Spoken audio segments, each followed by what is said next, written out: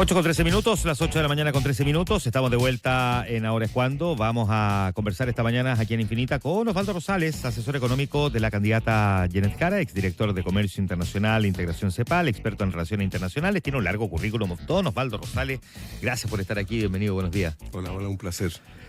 Osvaldo, vamos a hablar de economía, vamos a hablar de propuestas de la candidata, pero parto preguntándole qué es lo que lo motivó a formar parte de este equipo de trabajo de la candidata.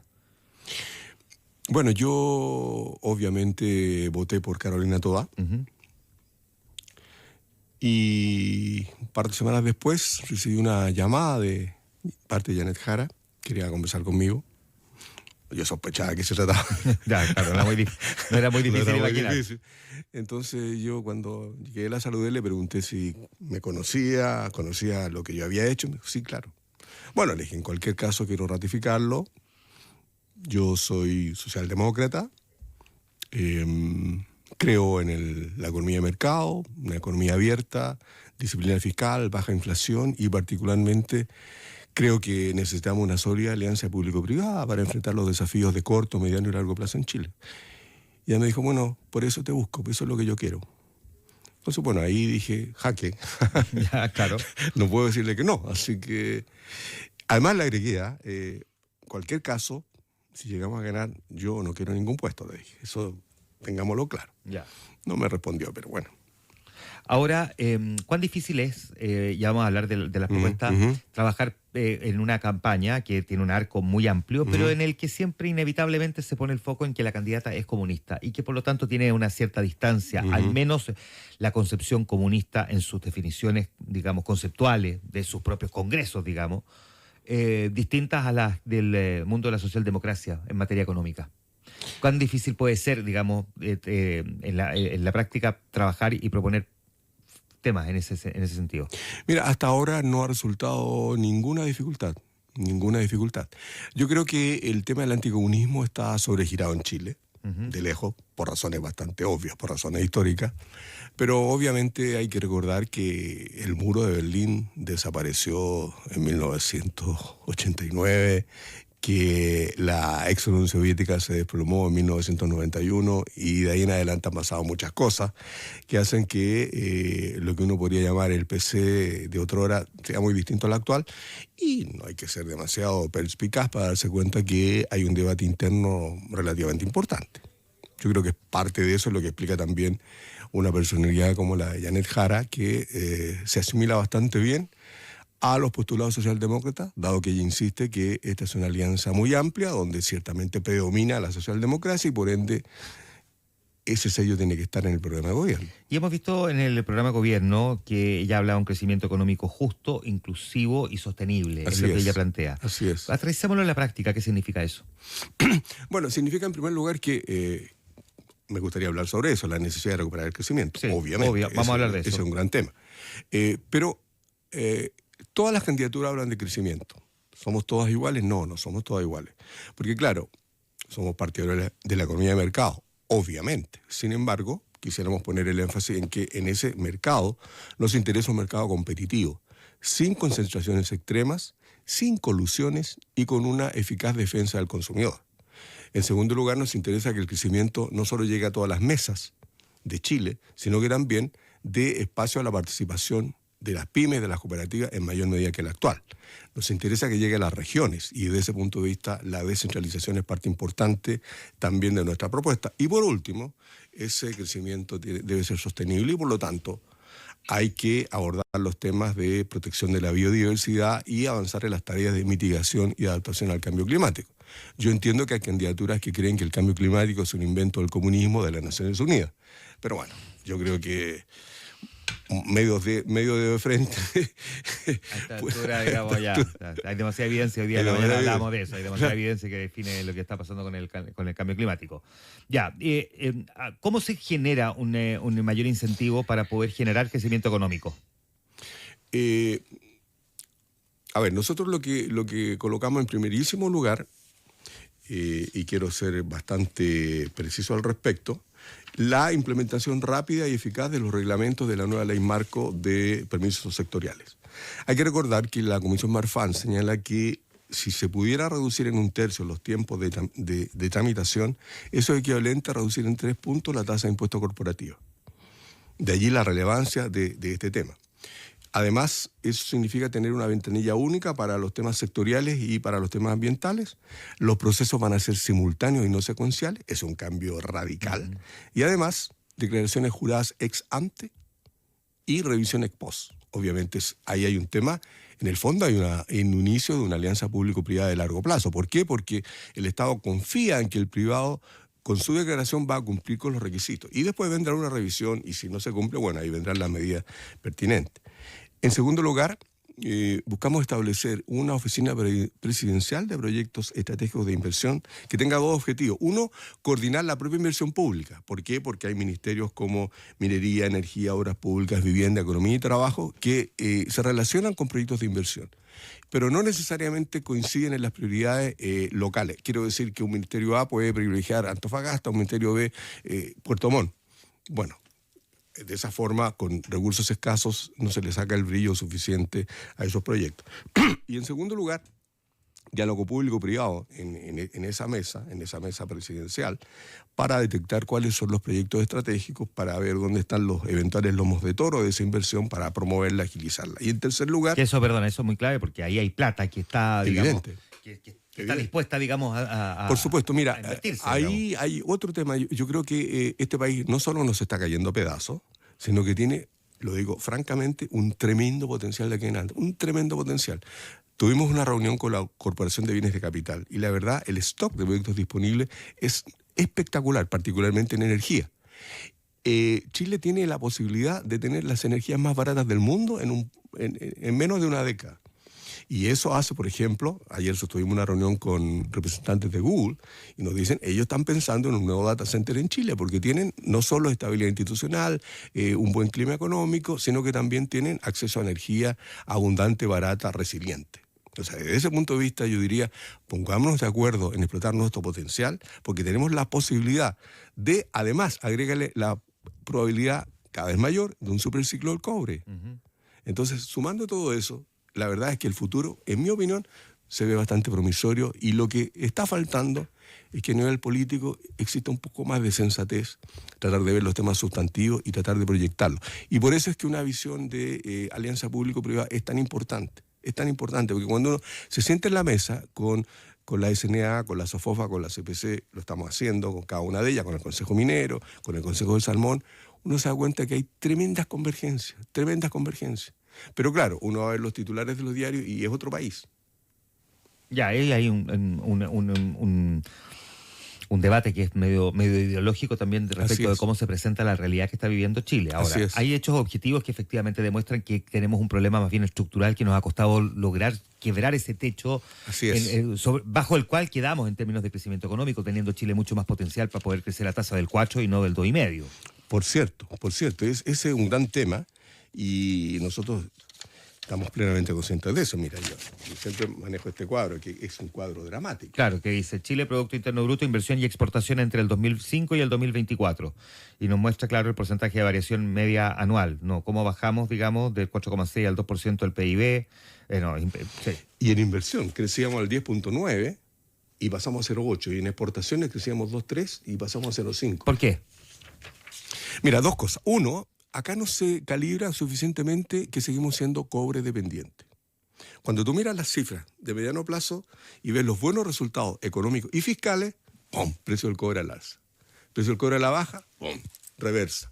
Entonces acá tenemos un tema, tenemos que invertir más. Por cierto, energía es una gran ayuda, litio es una ayuda, pero también tenemos que diversificar el resto de las exportaciones.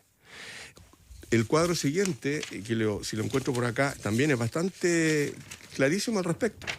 Somos cobre dependientes, pero mira, si tomamos el crecimiento de las exportaciones en los últimos 20 años, 2004-2024, en bienes, estamos hablando en valor constante, 1,2, un crecimiento mínimo. La minería, 0,04, o sea, estancadas. Y son las exportaciones de agricultura, silvicultura y pesca las que crecen casi un 5%. Pero como son un porcentaje menor, tenemos un crecimiento muy mínimo de exportación. Por eso es que un segundo elemento, aparte de reactivar la inversión, es lo que llamamos un reimpulso exportador.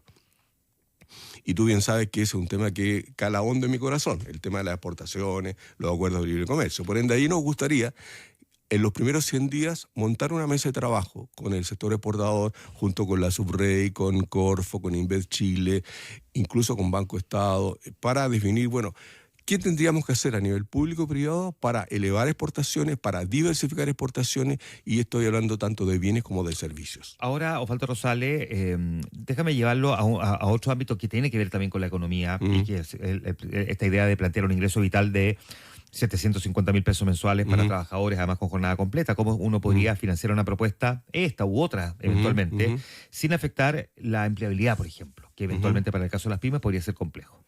Mira, ahí yo creo que es bueno aclarar lo siguiente. Cuando hablamos de ingreso vital, justamente lo diferenciamos de lo que es el salario mínimo. Claro. Segundo, estamos hablando de una meta de 750.000 pesos al final del periodo. Estamos hablando entonces en enero del año 2030. No estamos diciendo que asumiendo la moneda, se llega a 750.000 de ingreso vital. ¿Ya? Hay que examinar cuál ha sido la evolución del salario mínimo en términos reales en los últimos 10, 15 años, y eso más o menos 3%. Si eso siguiera, podríamos llegar a final del periodo presidencial a un salario mínimo que podría estar en torno a cercano a los 700.000. Y por lo tanto ahí vendría el aporte estatal a través de un subsidio tanto a las pymes como a los trabajadores formales de jornada completa. Eso lo hemos calculado y la verdad es una suma bastante menor dentro del presupuesto fiscal. Es absolutamente abordable sin sobrepasar las cotas fiscales razonables. Ya, nosotros conversamos esta semana en un seminario, ¿no?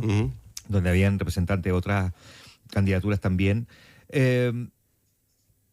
Y va quedando bastante claro como que corrígeme si no quedaste con la misma percepción, ¿no?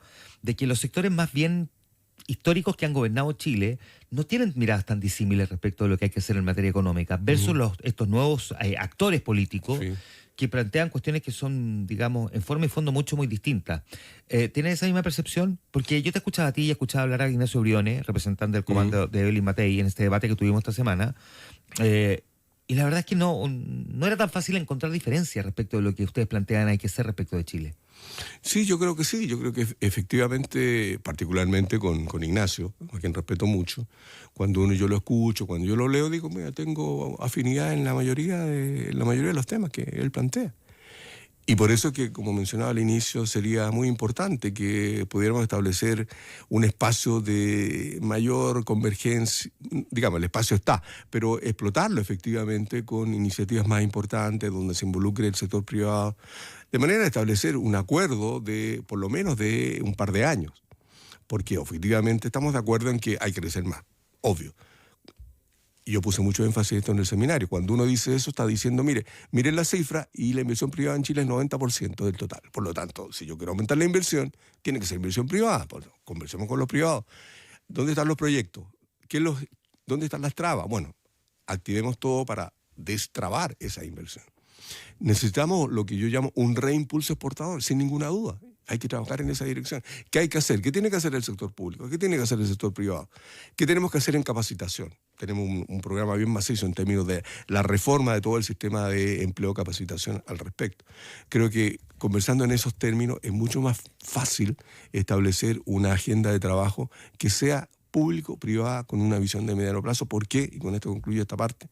Yo siempre insisto, enfrentamos una triple transición bastante compleja. Transición digital, transición energético-climática y la transición demográfica. Son 3 transiciones que nos están afectando simultáneamente.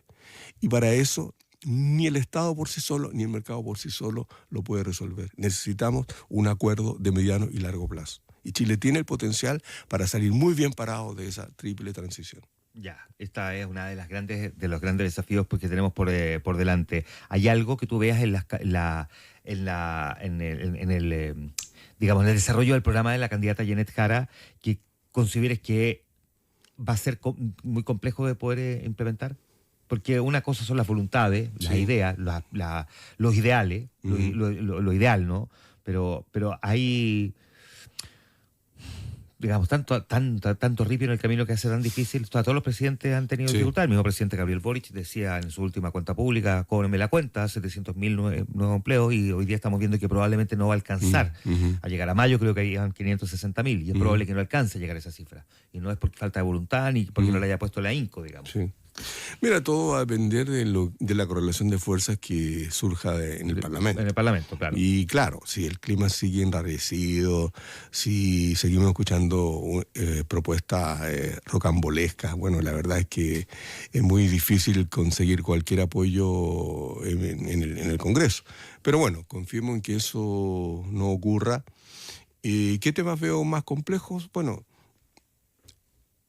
no sé, por ejemplo, la idea del ingreso vital supone incrementos del salario mínimo que tendrán que ser consensuados de manera bipartita, y eso tiene que ir al Congreso. Claro. Tiene que ser apoyado al Congreso. Nadie va a imponer una expansión del salario mínimo que esté de espalda a la evolución de la macroeconomía. Obvio, a nadie se le va a ocurrir eso. A nosotros no se nos ocurre, por de pronto. A mí me gustaría avanzar mucho más en los temas de evasión, elusión y la eliminación de lo que se denomina eufemísticamente gasto tributario, que son exenciones. Son exenciones que no tienen ninguna justificación ni económica ni social. Por ejemplo, ¿qué exenciones tú eliminarías? Bueno, están los espacios de renta mínima presunta, están los subsidios al combustible, los subsidios que enfrentan algunos gremios que son muy importantes. En fin, hay espacios ahí interesantes. A mí me encantaría que el Consejo Fiscal Autónomo también le diera más relevancia a eso, porque hasta donde yo entiendo, cuando uno tiene clases de finanzas públicas, le enseñan que el equilibrio fiscal se alcanza con una reducción del gasto o con un aumento de los ingresos o una combinación de ambos, no meramente con una reducción de gasto. Y hasta ahora el Consejo Fiscal ha hablado muy poco de la necesidad de aumentar ingresos. A mí me encantaría que con el mismo énfasis que plantean reducir gastos dijeran también es posible elevar algunos ingresos sin afectar la economía, al contrario, sino resolviendo recursos que permitan aumentar la inversión pública en infraestructura, en educación o en salud, por ejemplo. Pues, o sea, es como, digamos, de la labor del Consejo Fiscal Autónomo mirar dónde se pueden subir impuestos, dónde se pueden eliminar exenciones más que eliminar gastos. No es tarea de ellos decir con precisión en qué rubro. No, claro, obvio. Obvio, no. Pero sí poner algún énfasis en que el equilibrio fiscal se puede conseguir con reducción de gastos si es que se estima que eso es necesario, o aumento de ingresos. No siempre el mecanismo tendría que ser reducción de gastos. El Estado aparece como socio estratégico en varias cosas en el programa de la candidata. En minería, en tecnología, en empleo, incluso en infraestructura. Y esta alianza público-privada de la que tú has hablado varias veces. ¿Cómo se equilibra ese rol activo con la necesidad de asegurar eficiencia y evitar burocracia excesiva también? Porque, claro, tú dices, y además mantener la confianza del sector privado, ¿no? Pues podemos discutir sobre ciertos elementos como la ventanilla única, pero ¿qué más se puede hacer para evitar burocracia excesiva? Mira, un plus de esta candidatura es que Yanel Jara conoce el sector público por dentro. Cuando uno escucha algunas de las candidaturas que hacen unas propuestas fantasiosas sobre cómo reducir el gasto o eliminar 100.000 funcionarios públicos y rebajarle el sueldo, en fin, todas esas cosas. Que lo planteó en el debate el otro día Bernardo Fontaine, que hablaba de sumarios express a empleados públicos, que claro, por ejemplo se hubiesen ido con licencia, o sea, de viaje estando con licencia. Y Ignacio Briones le recuerda que... sí, hay una cosa que se llama estatuto administrativo, digamos, y que si lo quiere modificar hay que modificarlo por ley. Sí. Claro, ahí están esas propuestas que dices tú que son como cantos de sirena en el fondo. No, y además Casa habló de una auditoría a todos los funcionarios públicos en 6 meses. Escritorio por escritorio, dijo. Y hay que recordar que son 940.000 funcionarios públicos. Necesitaría, ¿cuántos? 1.000 entrevistadores para entrevistar a cerca de 8.000 funcionarios por día. Esto no tiene ninguna lógica. En fin, no tiene lógica. ¿A qué iba entonces? A que... la alianza público-privada, sí, y que el Estado en el fondo evite burocracia excesiva. Y que Janet conoce el sector público por dentro y ella tiene un compromiso muy claro con no solo alinear el marco para que la corrupción vaya eliminándose del sector público, pero también para exigir compromiso con las metas de gobierno, y eso tendría que ser un compromiso de cualquier persona que sea parte de nuestro eventual futuro gobierno. Eso es un compromiso muy relevante. Hemos tenido mala experiencia en este gobierno con las fundaciones, eso lo vamos a extirpar. Hemos tenido malas experiencias que no solo son de este gobierno, sino que vienen de mucho, con las licencias médicas truchas, que eso debería avergonzarnos como país. Y por supuesto, la moral, la ética ahí estará en primerísimo lugar. Una última pregunta, Osvaldo, a propósito de lo que dijiste al comienzo. ¿Por qué no te gustaría aceptar un cargo si eventualmente Janet Jara se lo ofreciera a Osvaldo Rosales? Mira, yo ya hice el servicio militar, me tocó vivir varios años arriba de los aviones, y yo ya tenía mi espacio con Beethoven, con mi biblioteca, digamos, y escribiendo. De hecho, yo publiqué un libro, tú lo sabes, El sueño chino, hace poco. Así es. Y justo antes de la llamada Janet, me llamaron de la editorial Siglo XXI y quieren una nueva edición. Entonces yo le dije, mira, en enero puedo empezarla. Entonces tengo intenciones académicas, publicar libros, seguir publicando. Me apasiona el mundo, la economía internacional, la política internacional, y tengo muchos proyectos en ese plano. Tenía un libro pendiente lo tengo bien avanzado, sobre la negociación con la Unión Europea. Tenía a puertas otro con la negociación con Estados Unidos. Y en fin, eso es lo que me gusta. Ya. Aparte del stock de novelas que me está ahí esperando, ¿no? Yeah. Porque a diferencia de un ex ministro de Economía, yo creo que yo no pierdo el tiempo cuando leo novelas. Muy bien, pues. Osvaldo Rosales, gracias por conversar esta mañana con nosotros. Ok, un placer. Muchas gracias, Osvaldo. 8:34 minutos.